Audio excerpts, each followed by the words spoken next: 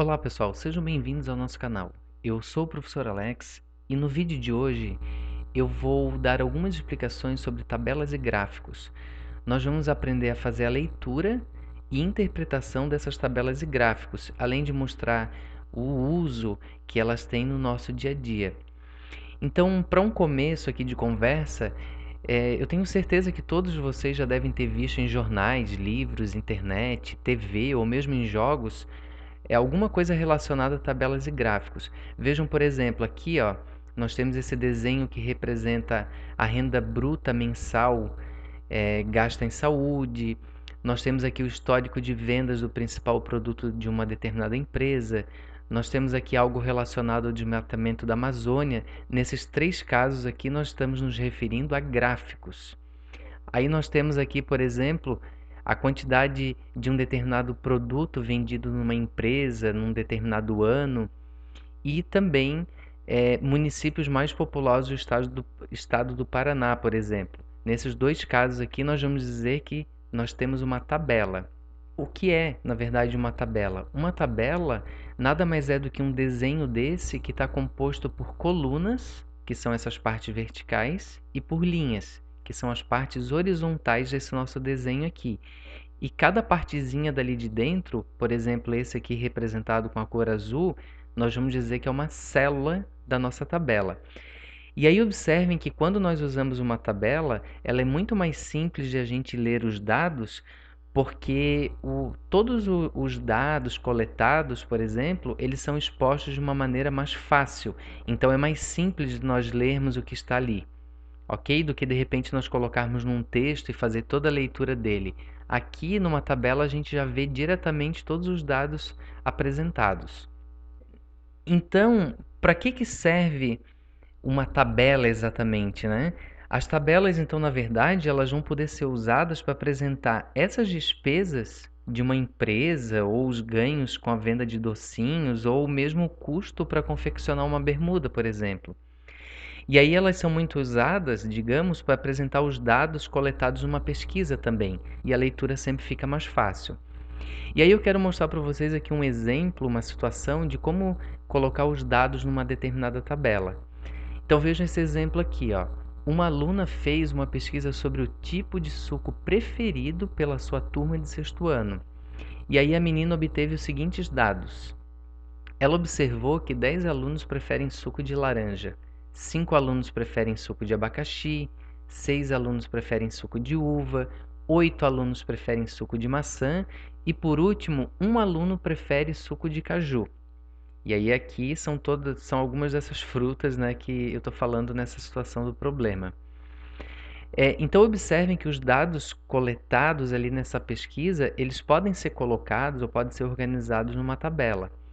Então vejam, eu fiz essa tabela aqui com duas colunas, então aqui eu tenho duas colunas, e uma, duas, três, quatro, cinco, seis linhas. Na parte superior da minha tabela, eu descrevi do que eu estou falando, então nesse caso é o suco, e da quantidade de alunos que preferem esse determinado suco. Então observem que lá no texto nós tínhamos colocado que 10 alunos preferiam laranja, 5 abacaxi, 6 uva, 8 maçã e 1 caju. E aí vejam que para a gente saber, por exemplo, quantos alunos preferem o suco de maçã ou preferem suco de uva, é muito mais simples a gente olhar para a tabela e observar. Por exemplo, suco de maçã, 8. Suco de laranja, 10. Suco de caju, 1. Fica tudo de forma mais simples. Bom, mas observem que aqueles dados da pesquisa sobre a preferência de suco dos alunos, eles poderiam ser representados de uma forma ainda mais simplificada e de uma visualização ainda melhor, ou seja, de uma visualização mais fácil desses dados. Então observem, por exemplo, que aqui, ó, a preferência de suco de laranja, nós poderíamos ter representado 10 alunos, abacaxi 5, uva 6, maçã 8 e caju 1. Ou seja, fica muito mais fácil essa visualização aqui para nós observarmos os dados da pesquisa e os resultados dela. E aí, com esse gráfico, eu poderia, por exemplo, responder uma pergunta, essa pergunta aqui de forma bem simplificada: qual o suco preferido pela maioria dos alunos? Vejam que de forma simples a gente já identifica que é o suco de laranja, porque é onde essa barrinha aqui no gráfico foi maior. Da mesma forma, nós poderíamos nos perguntar quantos alunos foram entrevistados nessa pesquisa. Vejam que se eu considerar essa quantidade aqui, 10, que responderam laranja, mais 5 abacaxi, dá 15, mais 6 uva, dá 21, mais 8 responderam maçã, 29, e mais um caju, a gente observa claramente e de forma muito prática que foram 30 alunos que participaram dessa entrevista. Bem, a pergunta agora é: existem outros tipos de gráficos? Existem, e aí eu vou falar um pouquinho sobre cada um. O primeiro tipo de gráfico que eu quero falar aqui é sobre o gráfico de barras. Observe que o gráfico de barras, eles são retangulares e o comprimento deles é proporcional aos valores representados por eles. Por exemplo, se nós temos, que nem eu falei do suco anteriormente, 10 laranja e 5 abacaxi, o 5 abacaxi vai ser a metade da barrinha do que era o 10 laranja, então ele vai ter que ser proporcional.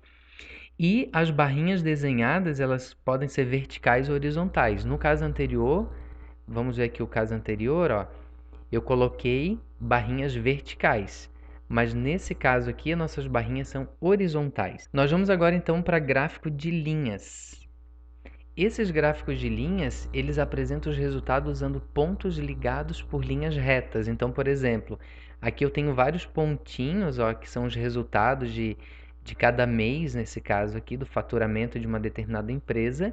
E aí, ao fazer esses pontinhos aqui, foram ligados através de segmentos de reta, ou seja, parte de uma reta, então são partes retas. E aí nós formamos esse gráfico aqui, que nós vamos dizer que são gráficos de linhas.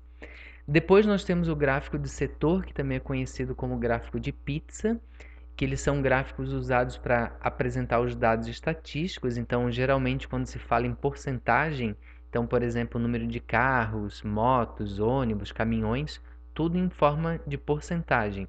Então, nós vamos usar esse gráfico de setor, ou também a gente pode falar como gráfico de pizza.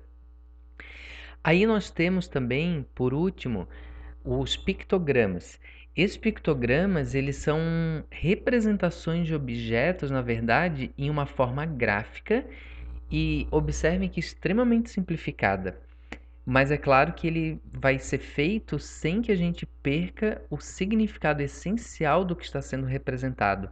Então, por exemplo, para representar o número de sapatos vendidos em uma sapataria, a imagem de um sapato seria utilizado para mostrar os dados, ou seja, para a amostra dos dados, na verdade. Então, se eu quisesse pesquisar, digamos, o número de cadernos de capa dura que estão sendo vendidos numa determinada papelaria, o desenho seria um caderno de capa dura para poder representar. Se a gente fosse falar do aumento do gás, do valor do preço do gás ao longo dos meses de 2020, a representação seria o desenho de um botijão de gás. Ou seja, então o pictograma ele vai representar a situação que a gente está falando, que a gente está discutindo, através de um determinado desenho. Bem, então qual que vai ser a vantagem ali do uso de gráficos? De tabela nós já vimos que fica de uma maneira muito mais fácil a leitura, né? O gráfico é exatamente da mesma maneira, ou seja, a vantagem de usar o gráfico para apresentar os dados, ele deve-se ao fato de esses desenhos entre aspas, né, que estão sendo mostrados ali, eles reproduzirem no público em geral, ou seja, em todos nós, uma impressão mais rápida, uma impressão mais fácil e, obviamente, uma impressão mais viva desses fenômenos que a gente está estudando, daquilo que a gente está falando. Ou seja, os dados eles podem ser lidos e interpretados de maneira mais fácil. Então é isso, pessoal. Se inscrevam no canal e até uma próxima aula.